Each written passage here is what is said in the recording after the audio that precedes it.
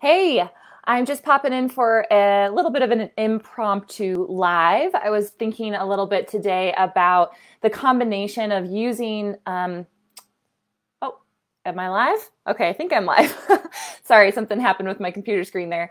But I wanted to jump in and just talk a little bit about the combination of the mindful and intuitive eating journey with necessary diet change. Okay. And this is for people who, have some sort of medical condition. Let's just use allergies as an easy example.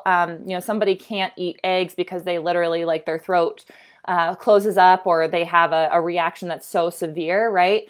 And they literally cannot eat that food because it's life threatening or it creates symptoms that are just really not worth their time. And really impede their healing process, right? So it's always a good question to ask, like, how do you incorporate mindful and intuitive eating with a medical nutrition therapy plan? So I want to address this and talk about how I've done this in my practice a little bit in hopes that if you're somebody who has had to follow some type of nutrition related diet or plan, that you can still incorporate intuitive and mindful eating into the process and actually be more successful as a result.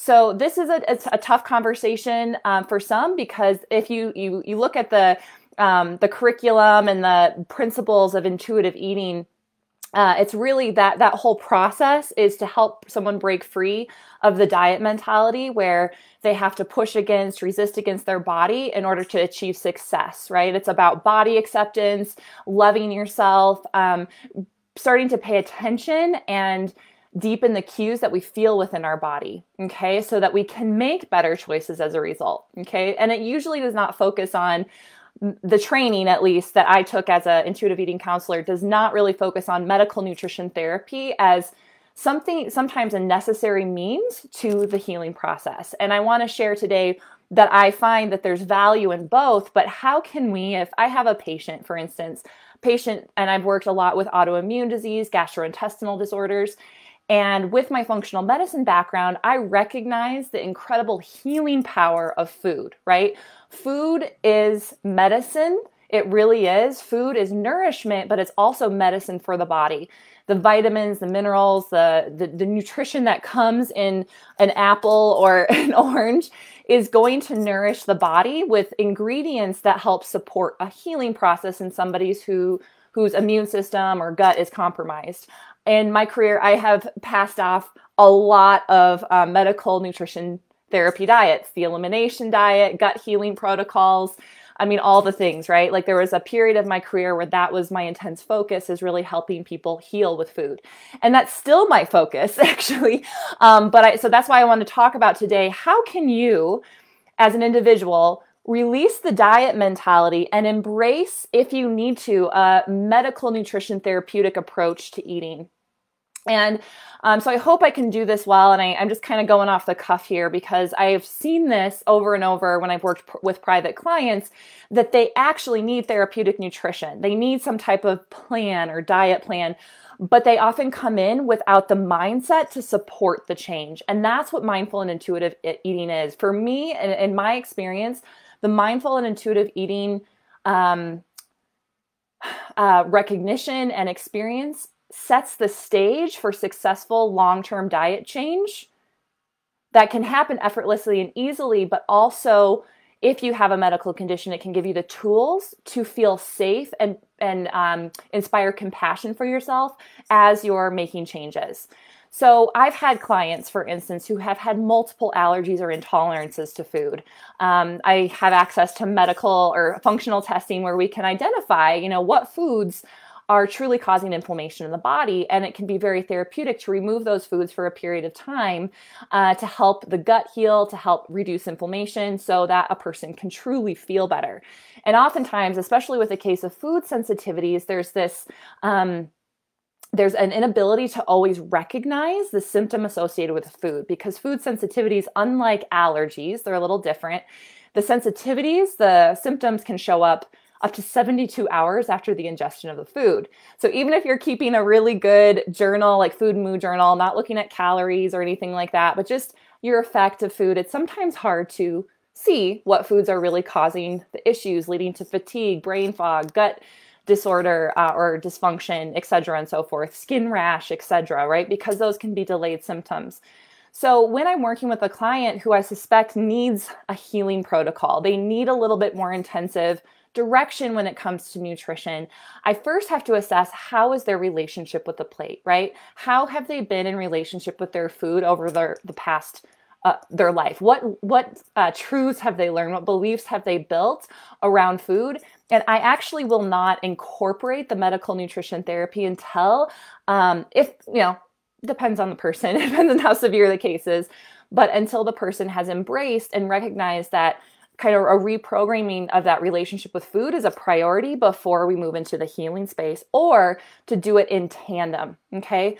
So for people who have been given some type of medical nutrition therapeutic plan, diet plan from a dietitian or a nutrition professional who has a lot of experience with therapeutic diets, a doctor who specializes in nutrition. I mean, there's a lot of people that can support and give you recommendations. The first thing you want to determine is, do they know what they're talking about? Because I see people, passing off as nutritionists who are just passing off the same diet to every patient, and that may or may not be useful. So the first thing you want to identify is, where did you get your medical nutrition therapy? Was it from somebody who has an education and background in this, or is it somebody who just learned something quick online and saw it was helpful for them, so they're just sharing it with everyone, right?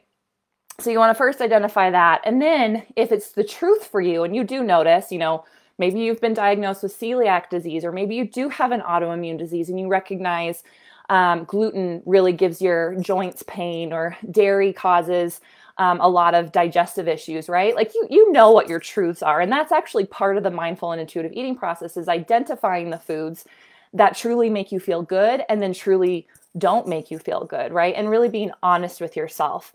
So one of the first things that, if somebody needs to be on a medical nutrition therapy diet, a therapeutic diet of some type, whether it's an elimination of certain foods or an incorporation of foods, I always want them to start and focus on this concept of crowding in, writing down foods that they can eat, things that they do enjoy, finding products in the grocery store that do comply with the diet, and really keep the focus on the positive. Hey, eggs are no longer in my diet, dairy is no longer in my diet, gluten's no longer in my diet. But I get to have rice, and I get to have all the veggies I want, and I get to have these meats or whatever. They make a list of the can eat foods, and think about the crowding in method theory, where I talk to patients about, hey, you can eat this, right? You can have this, you can have that. So let's focus on what you can eat versus what you cannot.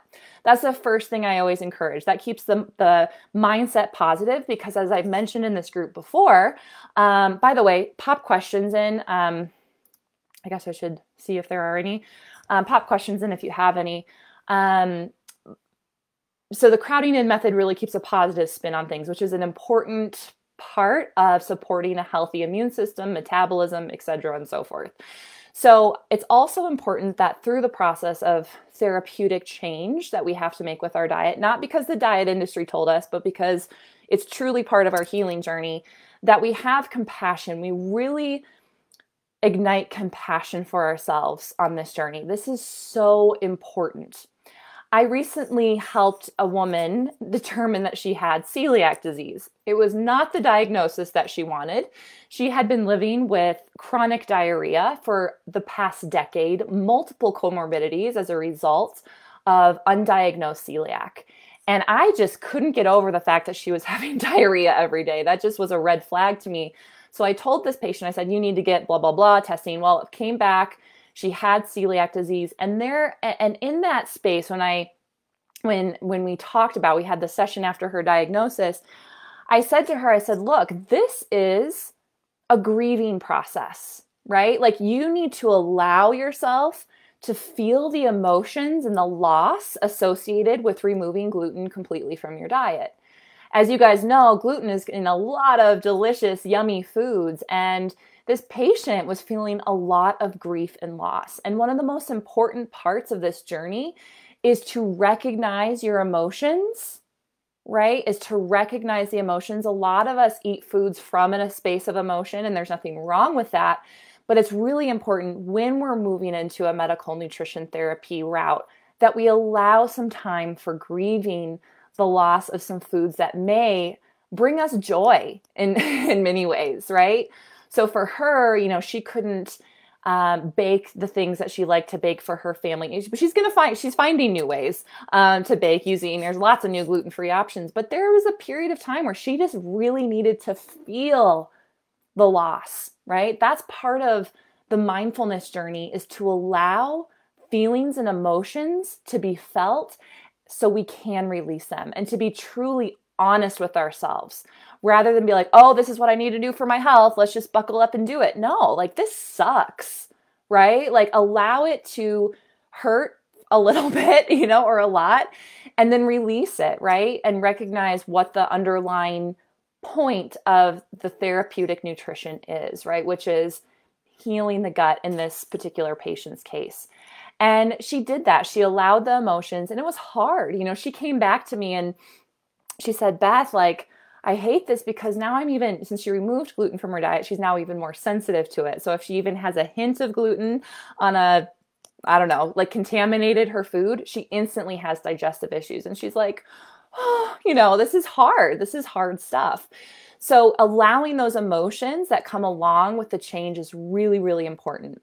Also identifying what parts of the therapeutic diet are permanent or not permanent. I think that's a really important thing to do, is identify.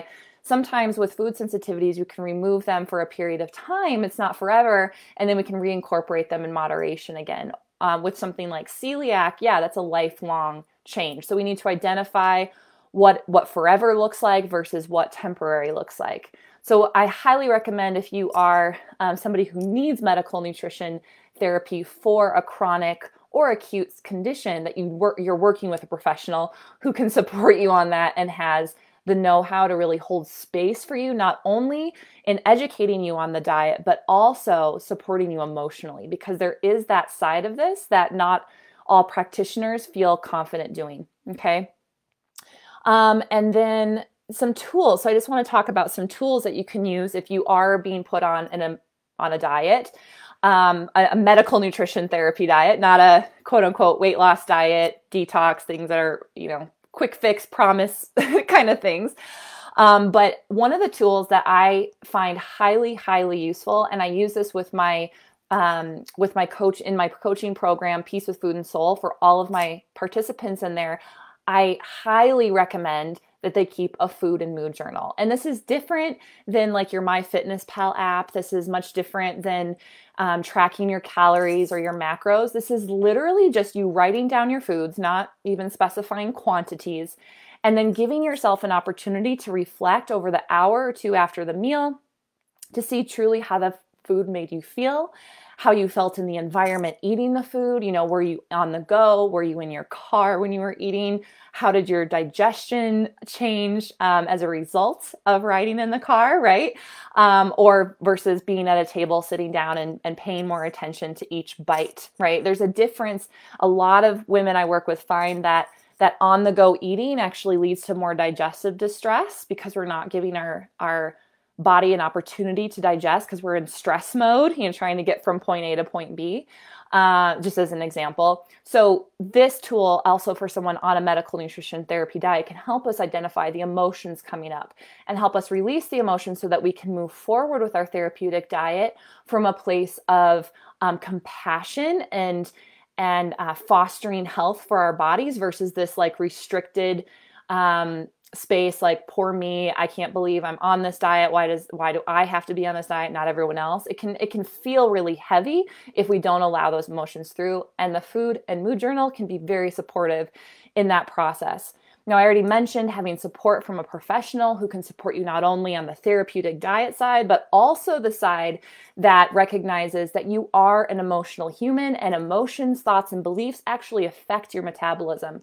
And let me give you an example of this. When I was working in a functional medicine clinic with a doctor, this was a few years ago, we did a lot of elimination diets to help understand underlying food sensitivity tests. I now recommend a blood test because it's a little bit easier, but I had to really be careful of who I allowed the elimination diet for, because it's quite extensive. It's difficult. I've done the elimination diet myself. It's hard to follow. And emotionally, it's tough because you're always going to be around other people who are eating foods you can't. When you're doing the diet, it's usually a 30 to 60 day start, and then you add foods back in. And it can be like, I won't give that diet to someone who's not emotionally ready for it, right? Who's not created connection with their plate, relationship with food, the relationship with their body. They don't view this as another diet that's going to help them lose weight or whatever. It's actually a therapy that comes along with an emotional process as well. Because if one of my patients, I just threw them on an elimination diet and they weren't emotionally ready for it, it actually causes more stress in the body, which leads to an increase in cortisol. And if it chronically elevated, cortisol can actually really inhibit the healing that goes along with a therapeutic plan, such as an elimination diet, right? So my patient who's stressed out, doesn't know how to do this, feels at loss because they can't eat with their family anymore, or they can't go on that vacation and just order at restaurants.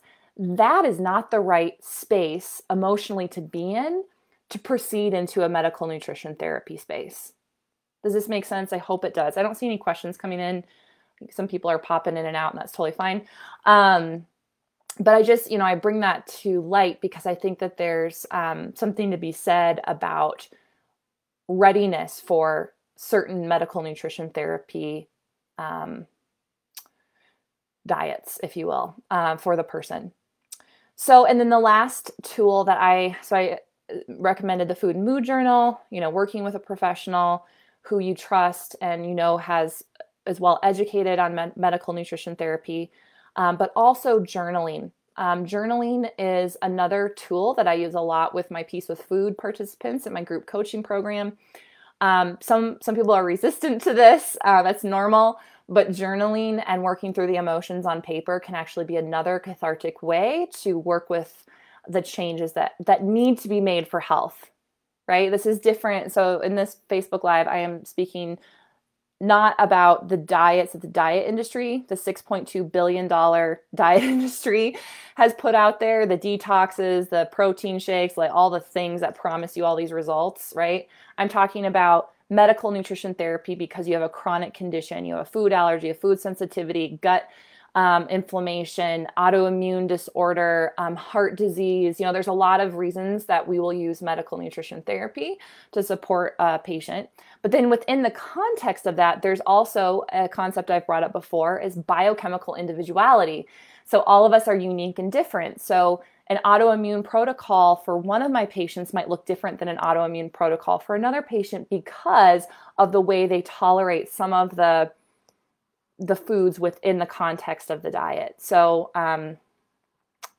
I'll just give you an example of that. So actually there's some context here, but sometimes if I have someone with a really, really destroyed gut and I have them on a gut healing protocol for autoimmune, some of my patients can tolerate rice and others can't. Okay. That's just what I've seen. Okay. Some of them do really well on rice. Some of them do not so well on rice. Okay. And that's where the intuitive and mindful eating comes in to really pay attention to the body. How do I feel after eating this particular food on the list? Well, gosh, I actually feel okay. So I'm going to add it back in, and that's where working with a professional can be really supportive in that process as well. So, yeah, I think that's all I have to say. I haven't seen any questions come in, or comments, I should say, come in. So if you're still watching this and you have any, make sure you pop them in now because I'm going to hop off here. But I hope on some level this was helpful because I think as you're navigating the world of nutrition on the internet, it's a lot of mixed messages, right? There's a lot of differing information about health and nutrition out there. There just is. And what do you believe? And that's where the core foundation comes from, learning to be a mindful and intuitive eater. You're not only learning how to digest food, finding the foods that you digest well, but you're also learning how to digest information and recognizing thoughts and belief patterns that can get in the way of your healing, in the way of your weight loss, in the way of whatever it is you're working towards, and understanding thoughts and beliefs that can actually support you.